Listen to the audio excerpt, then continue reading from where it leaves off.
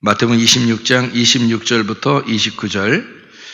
그들이 먹을 때에 예수께서 떡을 가지사 축복하시고 떼어 제자들에게 주시며 이르시되 받아서 먹으라, 이것은 내 몸이니라 하시고, 또 잔을 가지사 감사 기도하시고 그들에게 주시며 이르시되 너희가 다 이것을 마셔라, 이것은 내 죄사함을 얻게 하려고 많은 사람을 위하여 흘리는 바 나의 피 곧 언약의 피니라. 그러나 너희에게 이르노니 내가 포도나무에서 난 것을 이제부터 내 아버지의 나라의 새 것으로 너희와 함께 마시는 날까지 마시지 아니하리라 하시니라. 아멘. 주의 만찬인데요. 주의 만찬이 여기서 뭐와 뭐를 먹고 마셨어요? 떡과 포도주를 먹고 마셨어요. 이게 떡이라고 나오지만 사실은 여기서는 빵이죠, 빵. 빵과 포도주. 그 나라 사람들은 빵을 먹으니까, 우리나라 사람들은 떡을 먹죠. 근데 그 나라 사람들은 빵을 먹으니까 빵과 포도주, 이렇게. 그러니까 빵이나 떡이나 같은 동일한 점이 하나 있어요. 동일한 점이. 먹는 것도 동일하고, 또 동일한 게 하나 있어요. 떡은, 근데 다른 점은 떡은 쌀로 만들고요. 그죠? 쌀이나 이렇게, 보리나 이런 거로 만들죠. 떡은, 그죠? 근데 빵은 뭘로 만들어요? 밀로 만들어요. 근데 둘 다 동일하게, 만드는 방법에서 둘 다 동일하게 하는 게 있어요. 동일하게. 어떻게 해야지 이게 떡이 되고 빵이 되죠? 뭘로 만들어야? 뭘로 만들어야 돼요? 예, 이게 가루가 돼야 돼요. 가루가. 예, 둘 다 가루가 돼야지 만들게 돼 있어요. 그러니까 떡도 가루가 돼야지 만들고, 빵도 가루가 돼야지 만들어요. 그러니까 다 가루가 돼야지 만들어요. 그리고 뜨겁게 해야 이게 만들어져요. 그러니까 열기가 있어야 된다는 거죠. 찬양의 열기가 있어야 되고, 예배의 열기가 있어야 되고, 기도의 열기가 있어야 되고, 말씀의 열기가 있어야 되고, 살아있다는 거죠. 그죠? 살아있는 열기가 있으면, 그게 이제 스팀이 빵빵, 예? 스팀이 빵빵 나와요. 스팀이 떡떡, 그럼 떡 나오고, 빵과 떡은 특별히 가루가 돼야지 만들어진다. 예, 그렇게. 그러니까 빵, 그리고, 포도주, 이렇게 되죠? 떡, 그리고 포도주, 이렇게. 빵이나 떡이나 가루로 만드는 거니까. 그러니까 우리나라 사람, 원래는 성경은 빵이에요. 빵인데, 그걸 갖다 이제 떡이라고 해도, 누구는 그러더라고. 빵이 진짜다. 떡이 진짜다. 그러는데, 상관없어요. 빵, 떡 상관없어요. 떡, 빵 해도 상관없고, 둘 다 괜찮습니다. 가루로 만들었으니까. 우리가 이제 이거 성경을, 가만히 보면요. 왜 떡과 포도주인가 하필이면, 다른 게 아니고 왜 떡과 포도주인가 라고 하는 것을 우리가 좀 생각해 볼 필요가 있어요.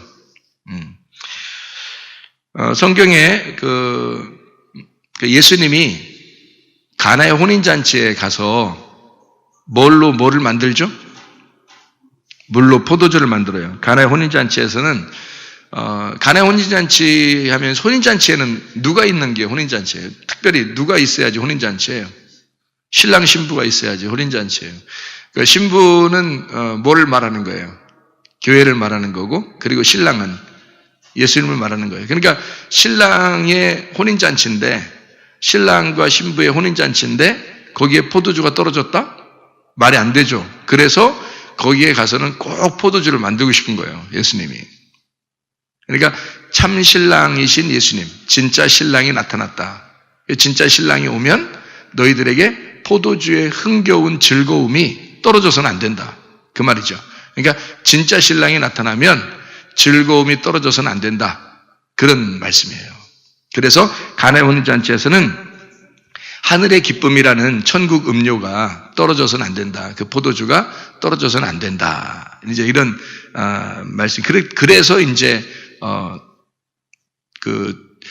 포도주를 만드는 거예요. 정결 예식을 위해서 6 항아리가 있었거든요. 정결 예식. 그러니까 이제 물 떠놓고 그걸로 이제 발도 씻어주고 하는 그런 이제 깨끗하게 하려면 사람이 나갔다 들어오면 더럽잖아요. 그래서 그런 걸 이제 씻어주는 그런 물이에요. 정결 예식. 이런 6개의 돌 항아리가 있었단 말이에요. 6개의 돌 항아리. 6개의 돌 항아리가 뭐예요? 하필이면 6개의 돌 항아리니까. 하필이면 6개의 돌 항아리예요. 뭘 의미하는 거죠? 6개. 6개니까, 예, 6일 창조, 6일 창조고, 6일 창조 때에 누가 만들어졌어요? 6일 창조 때? 짐승하고 사람이 만들어졌어요. 네, 6일 창조 때. 그러니까 6이라고 하는 것은 6은 육신, 육체하고 비슷해요. 6인. 그래서 666 그러는 거야. 그래서 육체가 계속 가면은 666이에요. 그러니까 육신이 계속 가면. 그러니까 육신의 삶을 계속 살면 666이에요. 그게. 그러니까 6이라는 건데 6이란 6돌 항아리, 6 이라는 것은 육신으로 오신 예수님을 말하는 거예요. 육신으로 오신 예수님. 그 요한복음 4장에 보면 사마리아 여자가 있죠. 그 사마리아 여자가 예수님 만났더니 예수님이 그 여자한테 너 남편 좀 데려와봐. 남편 없는데요. 너 남편 5 있었지? 그런데 지금 집에 있는 남편도 네 남편이 아니야. 이렇게 얘기했죠. 그러면 6번째 남편이 있다는 얘기 안 해요. 그죠? 5명 남편이 있었는데 그건 네 남편 아니고, 자 6번째 집에 있는 남편도 네 남편이 아니야. 그러면 6번째 남편도 네 남편이 아니란 얘기죠. 그럼 그 6번째 남편이 집에 있다요. 여자의 집에 있다는 거예요. 그러면 여자가 자기는 물 들어오고 남편은 집에 꼭꼭 숨겨놓고 그리고서 나온 거예요. 어떻게 된 거예요 이게? 6번째 남편이 집에 있대. 집은 성전을 말하는 거예요. 그러니까 네 성전, 그러니까 네가 섬기고 있는 그 성전이 너의 6번째 남편이다. 근데 그것도 네 남편이 아니다. 누가 남편이라는 거예요? 예, 너에게 안식을 주시는 7번째 남편, 내가 너의 남편이다. 이 얘기를 하는 거예요. 성경을 알면 이게 그래서 그렇게 물어본 거였구나. 이렇게 알게 되는 거죠. 그러니까 6돌 항아리가 있었다는 것은 완전한 거예요? 완전치 못한 거예요? 완전하지 못한 거지. 그러니까 예수님이 와가지고 7번째 와서 참 신랑이 와서 그 6개의 돌 항아리에 포도주를 담궈주는 거예요. 포도주를 담궈줘. 그러면 7번째 남편이 담궈준 생수가 되는 거죠. 그러니까 참된 하늘의 음료가 되는 거예요. 바뀌는 거죠. 그죠? 그러니까 물이 포도주 되는 거예요.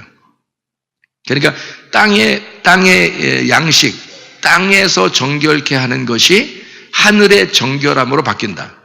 하늘의 포도주로 바뀔 것이다. 그런 이야기가 되는 거죠. 그러니까 이 땅에 말씀이 육신이 돼서 율법 안에 오신 예수님이 이제 옛 신랑된 사람들의 옛 신랑된 6 남편, 6 돌 항아리에 물이 포도주가 된 나중 포도주, 진짜 신랑의 맛을 보여주는 거죠. 예수님의 그 맛을 보여주는 거예요. 그랬더니 사람들이 뭐라고 그래요? 둘째로 오신, 2번째 오신 그 둘째 아담, 새 신랑의 맛을 보니까 어때? 오호, 이거 진짜 좋은 포도주인데, 진짜 맛있는데? 이러는 거예요. 그러니까 사람들은 보통 좋은 포도주 먹다가 나중에는 형편없는 거 주는데 이 집은 어떻게? 좀 좋은 포도주 마시다가 더 좋은 포도주 마시는 거예요. 그러니까 어떤 의미예요? 율법 안에서 오신 예수님이 은혜를 주니까 그 율법이 은혜가 되니까 더 좋은 포도주가 되더라는 거지. 이 사람들은 다 율법 안에 살았어요. 그 율법 안에 사는 것도 그 율법을 지키면 참 좋았어요. 그런데 율법에서 복음을 만난 거야. 율법 안에서 예수라는 복음을 만난 거예요. 만나니까 더 좋은 거야. 더 진리의 말씀인 거야. 너무 행복한 거죠. 그거를 깨달았다는 거지. 그걸 알게 됐다. 자, 우리 요한복음 19장에 보면요. 19장 34, 35절에 보면 십자가에서 예수님이 죽으실 때 그때 피와 물이 흘렀다 그래요. 피와 물이 흘렀다. 그럼 피는 생명의 피죠. 물이라고 하는 건 말씀이 육신이 된 물, 땅에 흘러야 돼요. 피와 물이 땅에 흘러서 땅을 어떻게 해야 돼? 정결하게 해야 돼. 땅을 정결하게 해야 돼. 땅이 어떻게 됐으니까? 더러워졌으니까. 땅에 죄악감도 있으니까. 그러니까 그 땅을, 어둠 가운데 있는 땅을 이제 빛을 비춰야 돼. 어떻게? 예수가 피와 물을 흘림으로써 땅을, 더러워진 땅을 깨끗하게 만들어야 된다는 거지. 무슨 말인지 알겠죠? 그래서 피와 물이 흐른단 말이에요. 그래서 땅에다 적셔야 돼. 땅을 적셔야 된다고. 땅을 적신다는 말은 지금 땅이 누구예요? 원래? 어둠이 나죠. 그러니까 내 안에, 내 가슴에 촉촉하게 말씀이 적셔져야 된다는 거죠. 피와 물 되시는 그 복음이 여러분 안에, 그 생명되는 그 말씀이 육신이 되신 그 말씀의 예수님이 여러분 안에 가슴 속에 촉촉히 적셔야 된다는 거예요. 그러면 우리 가슴은 어떻게 돼요? 정결하게 깨끗하게 된다는 거죠. 그러니까 우리가 스스로 깨끗해질 수 있다 없다? 없다. 예수의 피가, 그 물이 우리를 적실 때 우리는 깨끗해진다. 네, 그렇게 될 것이다. 주님이 오실 때 어떻게 오셨어요? 말씀이 육신으로 이 땅에 오셨어요. 요한복음 1장 14절의 말씀입니다. 그게 뭘로 오신 거예요? 말씀이 육신으로 오셨다는 말이, 원래는 우리한테 육신으로 올 이유가 없어요. 근데 그렇게 오셨어요. 왜? 왜 그렇게 오시죠? 하나님은 사랑이니까. 하나님은 사랑이니까. 그러니까 너희들하고 관계하고 싶어서. 육신 덩어리인 너희들과 내가 하나가 되려면 도저히 짐승이 사람 될 수 없으니 사람이 짐승처럼 가서 살겠다 이거예요. 응?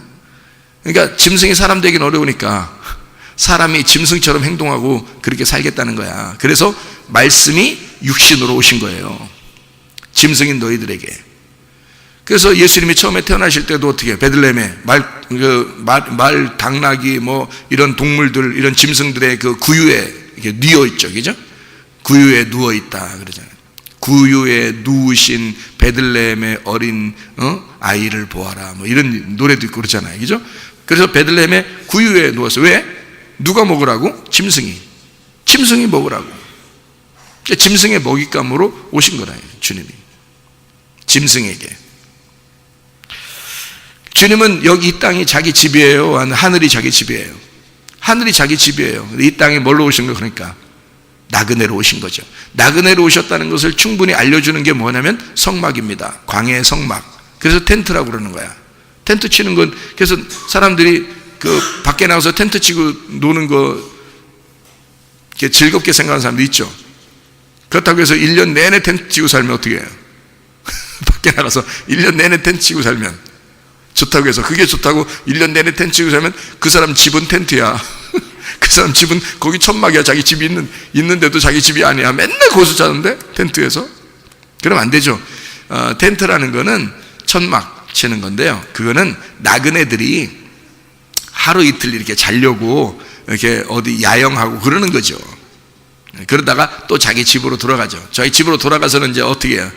다 씻고 샤워하고 그 다음에 침대에 탁 누우면서 뭐라고 말해요? 아유, 집만큼 좋은 데가 없어. 이런 말 하죠, 그죠? 집만큼 좋은 데가 없어. 그러니까 예수님의 원래 집은 어디? 하늘나라. 이 땅에는 나그네로 오셨다. 그래서 나그네 같은 이 세상, 이렇게 하는 거예요. 우리도 어떻게 해야 돼? 그럼 이 땅에서 나그네처럼 인생을 살다가 우리의 천막, 이 천막이 뭐냐면 이거예요. 이게 천막이야. 이 천막을 벗을 날이 와. 그러니까 여러분의 옷이 벗을 날이 오는데, 그 옷을 벗는 날, 그 여러분의 진짜 여러분은 하늘나라 본향으로 돌아가는 거예요. 왜 그게 본향으로 돌아가요? 거기가 원래 집이니까. 어떻게 거기가 그 집이라는 거 어떻게 알아요? 여러분이 어떻게 거기가 집이라는 거 어떻게 알아요? 우리에게 생명을 주신 분이 하늘에 계시잖아. 생명을 주신 분이 하늘에 계시기 때문에 그 생명이 왔어요. 그 생명이 와서 그 생명이 자기 집 하늘로 올라가는 거야. 그래서 그걸 본향이라 그러는 거예요. 그 자기 집이라 그러는 거예요. 여기서는 이 천막이, 이 텐트가 말이에요, 이 몸이 이 생명을 딱 가둬놓고 있는 거예요, 여기서. 이게 나그네라는 거예요. 그래서 이 생명 입장에서는 아이고 내가 여기서 그냥 좀 잠시 좀 살아야 되겠구나. 잠시 세상에 내가 살면서 항상 찬송 부르다가 날이 저물어 오라 하시면 영광 중에 나아가리. 열린 천국문 내가 들어가. 이렇게 되잖아요, 그죠? 그러니까 여기서 나그네가 자기 천막이 딱 잡고 있기 때문에 할 수 없이 사는 거야. 여기서 할 수 없이 여기서 지금 거하고 있는 거예요. 우리는 이러다가 이 생명이 어떻게 진짜 내 본향으로 올라가는 거지. 진짜 본향으로 가는 날 그게 천국으로 가는 거예요. 참 놀랍죠.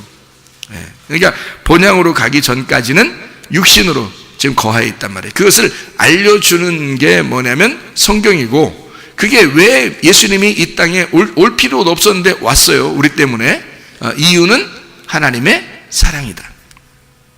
하나님의 사랑이 이 예수님을 이 땅에 보내신 것이다. 그런 말이죠. 자, 우리 성경을 보면 말이에요. 지금 주의 만찬을 보면 떡과 포도주 혹은 빵과 포도주를 먹고 마시게 돼 있어요. 그럼 왜 두 개만 꼭 먹고 마시게 될까? 다른 거 먹고 마시면 안 되나? 이게 떡과 포도주, 빵과 포도주, 이게 꼭 그거 먹고 마시라는데 그거 이상하잖아요. 성경에도 여러분 이상하게 생각하지 않았어요? 왜 꼭 이 두 가지만 성경에 나게? 성경의 규칙 때문에 그래요. 성경의 규칙. 규칙이 어떤 거냐면, 자 봐요. 자, 성경에 한번 창세기 1장을 찾아봐요. 창세기 1장. 창세기 1장 11절을 한번 보면 이렇게 되어 있습니다. 하나님이 이르시되 땅은 풀과 씨 맺는 채소와 각기 종류대로 씨 가진 열매 맺는 나무를 내라 하시니 그대로 되어. 이렇게 되어 있죠. 땅이 풀과 각기 종류대로 씨 맺는 채소와 각기 종류대로 씨 가진 열매 맺는 나무를 내니 하나님이 보시기에 좋았더라. 잘 봐요. 여기 다시 봐요.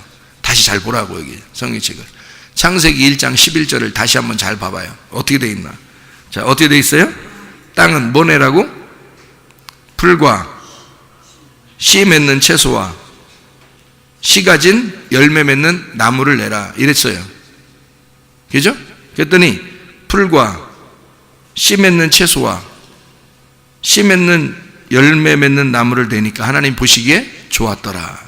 이렇게 창세기 1장 11절 12절에 나와 있죠. 그럼 왜 땅은 요것만 내야 돼? 다른 거 내면 안 돼? 다른 거 내면 안 되나요? 일부러 여기 요걸 써놨는데. 그러니까 이게 뭐냐면 이게 돼 있어요. 잘 봐요. 여기에 몇 가지가 나와요. 몇 가지가. 응? 몇 가지를 땅에서 내게 돼 있어요. 예? 예. 그러니까 풀, 씨 맺는 채소, 열매 맺는 씨 가진 열매 맺는 나무. 그러니까 몇 가지예요? 세 가지가 나오게 돼 있죠. 세 가지, 그죠? 예. 사람이 네 가지가 있어야 된다 이런 말이 있는데 이건 뭐 젊은 애들끼리 하는 얘기고 세 가지가 있어야 된다. 여기 세 가지. 세 가지가 어떻게 생겼다고? 뭐뭐 있다고? 여기 보니까 풀, 씨 가진 채소, 씨 가진 열매, 요 세 가지를 내게 돼 있어요. 그죠? 요렇게. 그러면 자 봐요. 풀이라고 하는 단어가 대쉐, 연한 풀을 말합니다. 연한 풀. 다슈아에서 나온 단어인데 이게 움트다, 싹트다는 말이에요. 그냥 움트는 거예요. 그냥 하나님이 창조하셨기 때문에 그냥 풀이 나오는 거야. 그런데 씨 가진 채소가 있어요. 씨 가진 채소 그러면 에세브, 이게 반짝이다라는 말이고요. 이게 반짝인다. 그러니까 거기서 빛나는 채소가 있다는 거야. 풀 중에서 빛나는 채소가 있다는 거야. 그런데 그 빛나는 채소는 우리가 먹을 수가 있는 거예요. 여러분 그 집에다가 뭐 심어서 먹으려고 그러면 여러분 먹는 채소를 심을 때 뭐를 갖다가 사와요? 뭐 사와서 심죠? 예, 종자, 씨 이런 거 사오죠. 사와가지고 집에다가 이렇게 화분 이런 데다 심고 그러잖아요. 그럼 심으면 그 나오잖아요. 그러면 밖에 나가서 잡풀 이런 거 뜯어다가 심는 사람 봤어요? 없죠? 그럼 집에다가 뭐 상추라든지 뭐 깻잎이라든지 뭐 이런 것들은 다 뭐가 있어요? 씨가 있잖아. 씨가 있는 거. 그러니까 여러분 그 쌀도 보리도 다 뭐가 있어요? 씨눈이라는 게 있어요. 씨눈. 무슨 말인지 알죠? 감자도요. 감자도 씨가 있습니다. 씨눈이 있어요. 그죠? 거기 구멍구멍 있는 게 다 씨눈이에요. 감자가요.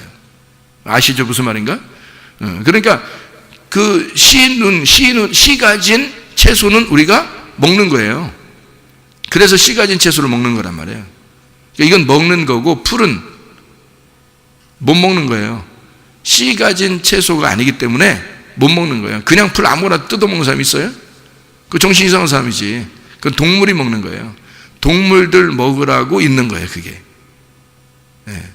근데 가끔 이제 동물들도 집에 그 화분에 키우는 거 막 뜯어먹고 그러기도 하죠.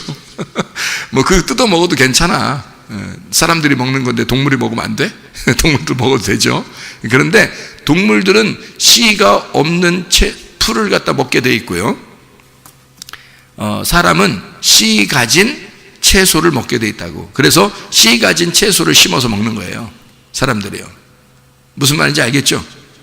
그러니까 동물들 먹는 거하고 사람이 먹는 게 다른 거지. 무슨 말인지 알겠죠? 거기다가 또 하나 나무가 있어. 나무는 있는데 나무는 또 무슨 나무? 씨 가진 나무니까 씨 가진 나무는 그냥 나무하고 씨 가진 나무는 어떤 나무예요? 다 과일 맺는 겁니다. 과일을 맺는 거가 씨 가진 열매예요. 그래서 씨 가진 열매라고 하는 것은 씨 가진 나무는 다 과일 나무예요. 그래서 여기서 지금 사람이 먹을 수 있는, 사람이 먹는 씨 가진 채소와 씨 가진 나무, 요 두 개가 대표적으로 뭘 얘기하는 거냐면, 하나는 곡식을 말하고 하나는 나무 열매를 말하는 거예요. 그러니까 곡식과 나무 열매, 이 두 개를 먹게 되어 있죠. 그 먹게 되어 있는 이 두 가지를 대표적으로 뭐라고 했냐면, 우리가 먹는 양식, 하나를 우리가 먹는 양식, 땅에서 먹는 양식, 하나는 우리가 마시는 음료, 이렇게 말한 거예요. 그래서 씨 가진 채소의 대표가 곡식입니다. 그걸로 빵을 만드는 거예요. 그걸로 떡을 만드는 거고. 그래서 떡 혹은 빵을 먹는다, 이렇게 돼 있는 거고, 씨 가진 나무, 이것은 대표적으로 뭐예요? 과일, 열매입니다. 그 열매의 대표가 누구냐면 포도나무예요. 그래서 포도주라고 얘기하는 거예요. 그러니까 예수 그리스도가 이 말씀에서 처음에 시작한 것과 나중에 마치는 것, 이렇게 되죠. 그러면 처음에 시작한 것과 나중에 마침이 다 예수님이잖아요. 그죠? 그러면 곡식으로 시작해서 포도주로 마치는 거란 말이에요. 그래서 알파와 오메가라는 거야. 알파와 오메가. 그러니까 알파는 뭘로 시작했다? 아침 음식 빵으로 먹고, 저녁의 음식은 저녁 음식 포도주로 마치는 거예요. 그래서 알파와 오메가로 주님이 나타나셔서 죽으셨다. 이것을 떡과 포도주로, 빵과 포도주로 말씀하는 것이다, 이 말입니다. 씨 가진 열매가 페리, 과일, 첫 열매입니다. 그게 페리라는 단어예요. 씨 가진 열매, 이게 과일, 첫 열매라는 단어예요. 첫 열매가, 과일 중에서 첫 열매는 예수님이죠.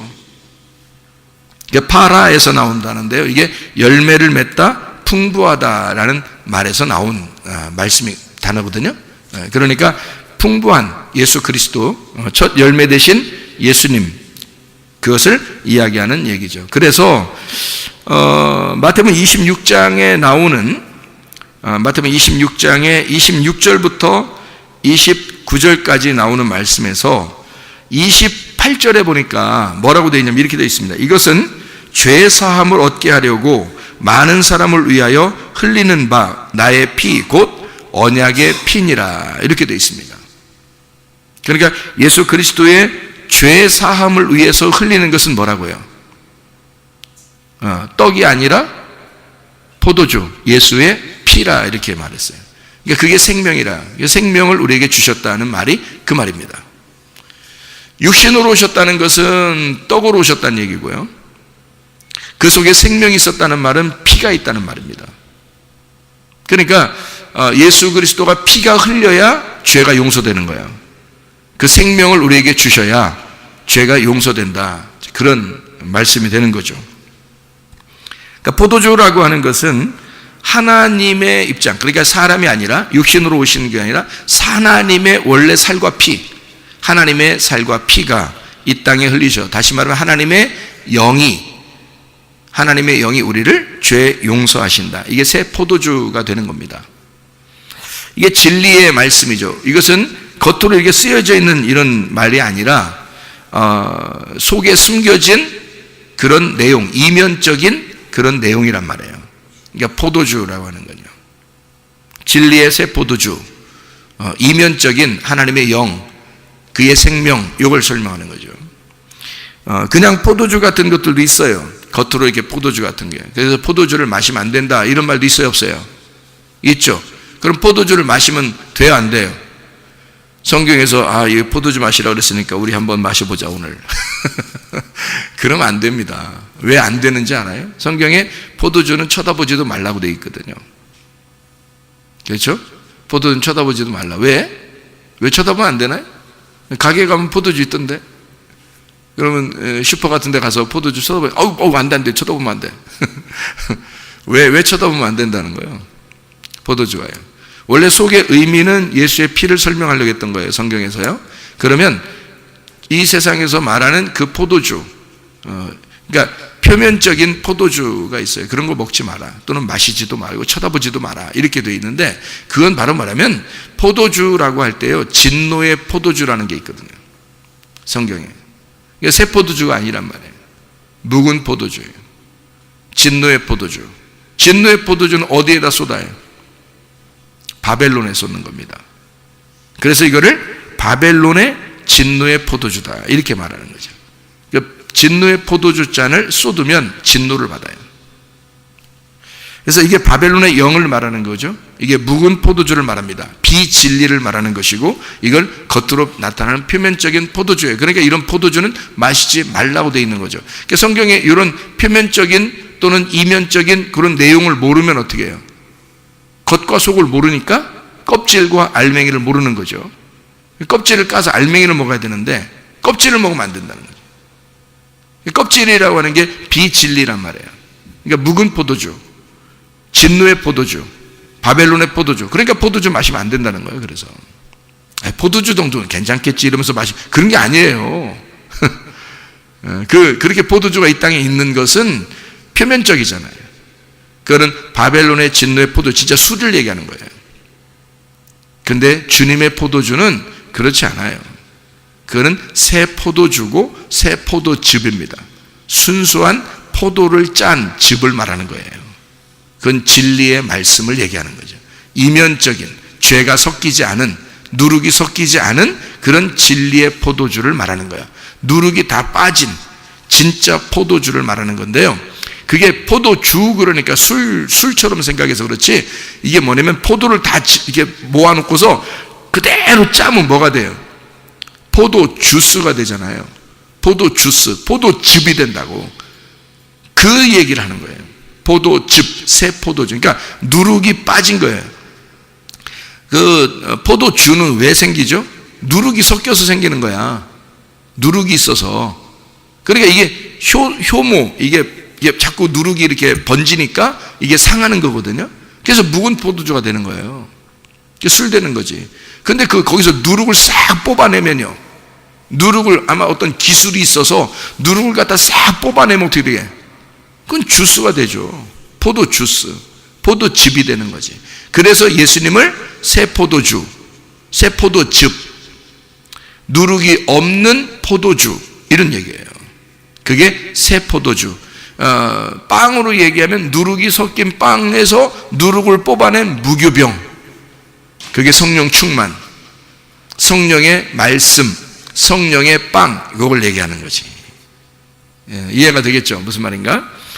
그래서 성경에 이렇게 가만히 보면 말이에요. 요셉 시대에 관원장들이 있었죠. 요셉 시대에 관원장들이 두 관원장이 있었는데 한 명은 어떻게 돼요? 죽고 한 명은 살죠. 그럼 어떤 사람이 죽어요? 떡 맡은 관원장, 그러니까 이제 빵 맡은 관원장이 죽습니다. 그리고 포도주 맡은 관원장은 살죠. 왜 그렇게 해놨겠어요? 꿈을 꿔도 왜 그런 식으로 꾸게 해? 그리고 요셉은 또 그렇게 또 계시를 받아서 꿈을 해석을 했어요. 어떤 꿈이니까? 예수님에 대한 이야기니까. 그래서 떡 굽는 관원장은 자기는 살 줄 알고 얘기했더니 죽었어요. 죽으면서 억울해 안 억울해? 하나님, 왜 나는 이런 꿈을 꾸게 했을까? 나는 왜 이런 꿈을 꿔서 난 죽을까? 포도주 꿈을 꾼 사람은요 사는 거예요. 왜 저 사람은 저런 꿈 꿔가지고 살까? 그 꿈은 뭐 자기가 꾸고 싶어 꾸는 거야? 그거 아닌데.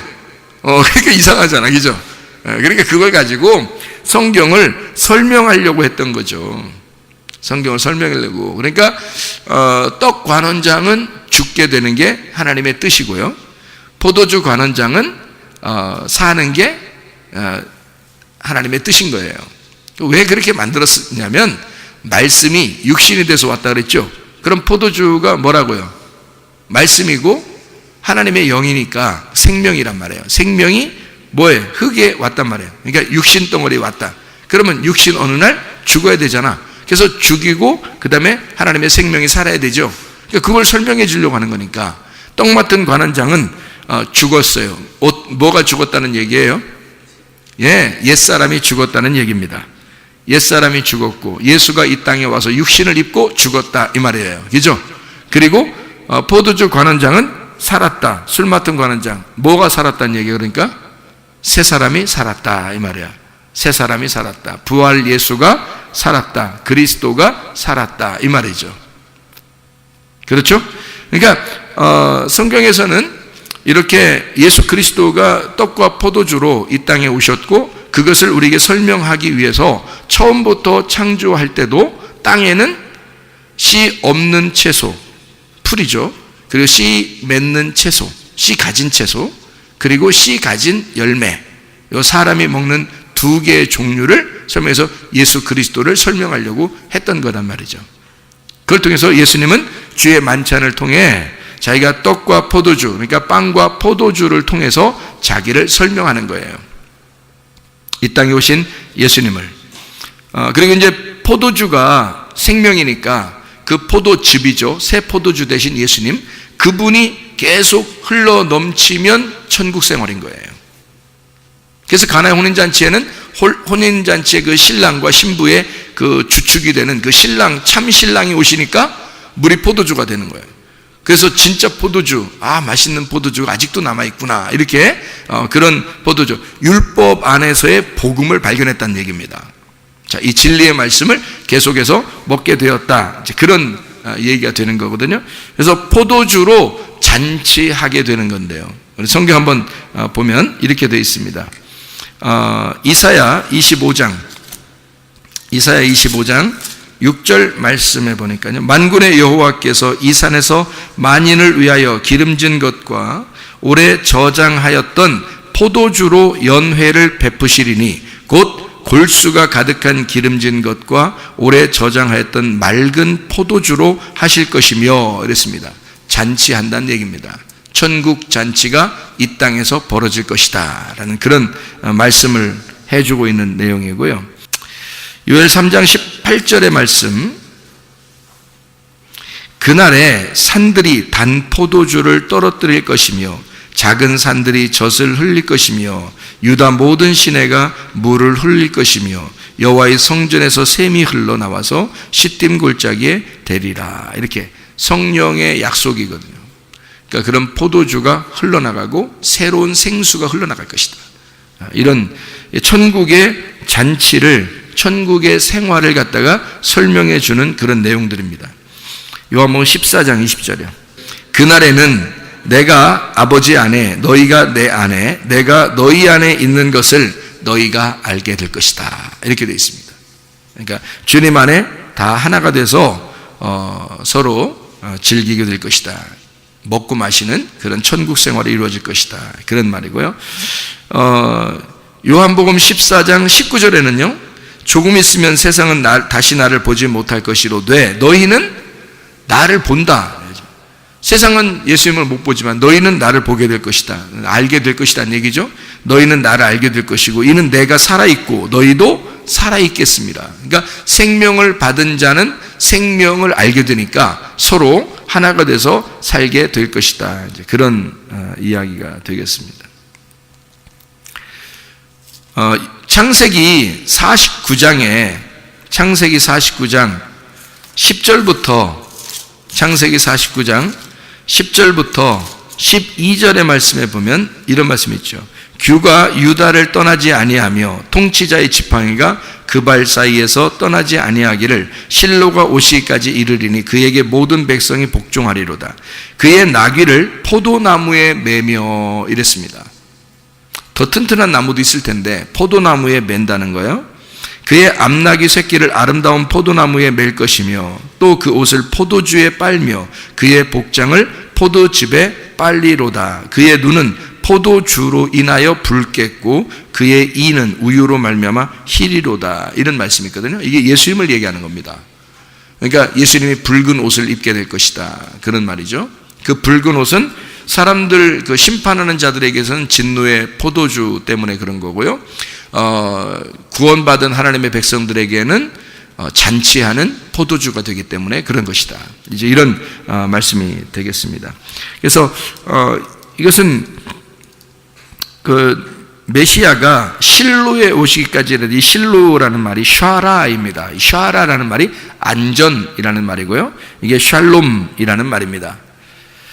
이게 쉬로에서 나온 단어인데 이게 쉬로, 평정, 메시아가 이제 이 땅을 다 평평하게 만드는 평정한다라는 말에서 나온 샤라에서 나온 단어가 이게 잔잔하다, 행복하다, 안전하다, 번창하다라는 말입니다. 그래서 예수 그리스도가 오셔서 왕이 되시면 너희가 행복하고 안전하고 평안하고 안전하게 되고 번창하게 될 것이다. 이제 그런 말씀을 해주고 있는 말씀입니다. 주님께서는 나귀 또 타고 오시죠. 겸손을 상징하는 그리스도가 낮아지셔서 포도나무에 매어서 오신다. 이제 이런 이 얘기를 지금 하는 거거든요. 요한복음 15장을 지난번에 우리가 한번 보았는데 요한복음 15장 1절 2절의 말씀을 우리가 보면요. 요한복음 15장 1절 2절 나는 참 포도나무요 내 아버지는 농부라. 무릇 내게 붙어 있어 열매를 맺지 아니하는 가지는 아버지께서 그것을 제거해 버리시고 무릇 열매를 맺는 가지는 더 열매를 맺게 하려 하여 그것을 깨끗하게 하시느니라. 이렇게 되어 있습니다. 그 진리의 포도나무, 참된 포도나무, 진리의 포도나무, 극상품 포도나무. 그 포도나무는 어떤 열매를 맺겠어요? 네, 극상품 포도 열매를 맺게 되어 있습니다. 극상품 포도 열매가 뭘까요? 극상품 포도나무가 예수님이니까, 좋은 포도나무가 예수님이니까 그 예수님의 열매가 뭐겠어요? 좋은 열매 교회가 되는 것이다 이 말이에요. 좋은 열매의 교회가 되는 것이다. 우리 교회가 그런 교회가 되기를 바랍니다.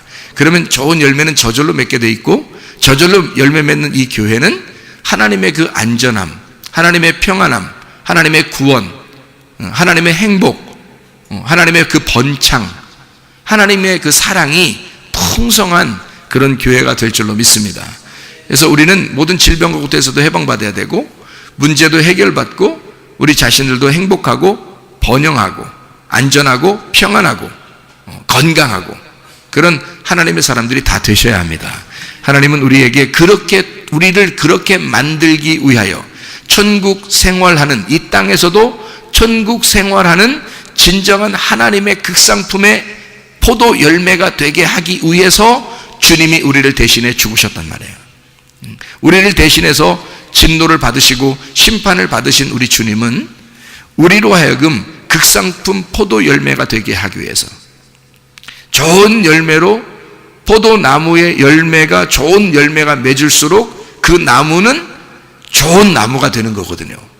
그러니까 그리스도가 좋은 나무면 우리는 좋은 열매를 맺게 돼 있는 거고, 좋은 열매 맺는 우리 교회는 그리스도가 좋은 나무라는 사실을 증명해내는 그런 교회가 된다는 얘기입니다. 여러분, 그리스도 예수의 좋은 열매가 되어서 주님과 동행하다가 주님 만나시기를 바랍니다. 우리 하나님 아버지 사랑과 은혜를 감사를 드립니다.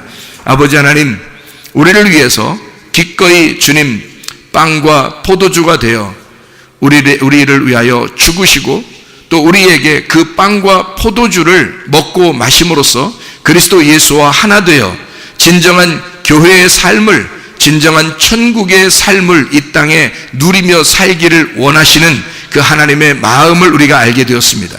하나님 아버지, 우리가 진정 하나님 그리스도 예수의 좋은 열매가 되어 건강하고 안전하고 평안하고 행복하게 살다가 주님 만나게 도와 주시옵소서. 주님께서 너를 복주시고 너를 지키시기를 원하며 주님께서 그분의 얼굴을 우리에게 향하게 하사 우리로 하여금 주의 은혜 가운데 거할 수 있도록 인도해 주시옵소서.